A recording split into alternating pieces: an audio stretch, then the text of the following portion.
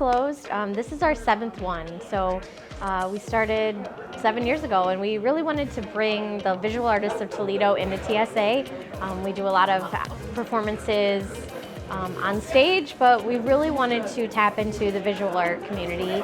And so we thought of creating an event where the artists were anonymous and everyone had the same canvas and kind of see what they can do with it.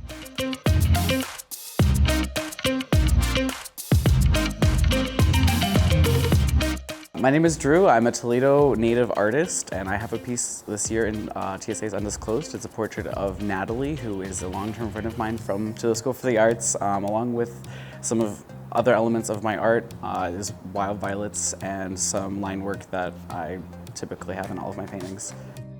I was attending Toledo School for the Arts, and the last 2 years that I was there, I was an intern in this gallery space, and so I helped hang shows, I helped coordinate things. I mean, I was a student, so I obviously didn't plan anything, but it was really cool. I got to learn how to professionally hang pieces, got to meet artists, got to work with artists. And then with Undisclosed, the first year that it happened, I was an intern that year. And so because I was the gallery intern, I got to submit a piece. And I've participated every year that I can since then. It's something that's near and dear to my heart. It's been cool to watch it grow, because the first year it was pretty small, but now it's a pretty large event. Getting the panel for Undisclosed is always nerve-wracking, because I always want to make a good impression with my art, and I feel like every artist that submits to the show feels similarly. It's an intimidating process. But with mine, because this might be my last piece for Undisclosed, I really wanted to do something that paid homage to TSA, but in a way that was a little bit more personal. So I painted my friend Natalie, who has been a very close friend of mine since I first started at TSA. So she sort of represents my experience at TSA, and she also was very, very connected in the community, and actually still is very connected in the arts community in Toledo. And so a lot of people recognize her, a lot of people know who she is, knows her legacy with the school, so it's all sort of intertwined with my own experience as well as like public experience of the school. It feels good to come back to my alma mater for Undisclosed. I think it's one of the most accessible fundraisers for people to get artwork for their home and get something they might not normally be able to afford, and there's all different selections of art. So to have my portrait in this year is really special, and so I hope it goes to a good home.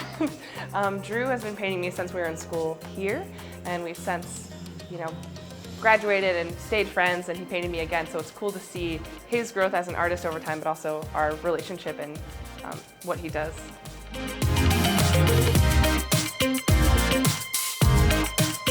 A lot of my work is process-based, especially because a lot of my stuff deals with portraiture, and I like conveying emotions through portrait, and I find that a lot of times as minimally as I can plan a piece, the more emotion I can get out of it.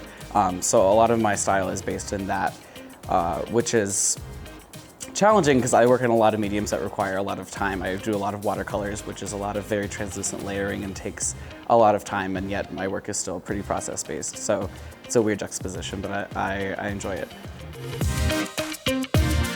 Being an artist in the Midwest and in Ohio is very weird, especially since I've lived in Boston and Phoenix. The art scenes on the coasts are a lot different than they are in the Midwest. There's more money for it, especially in Boston, but there is a tight-knit group of artists in Toledo.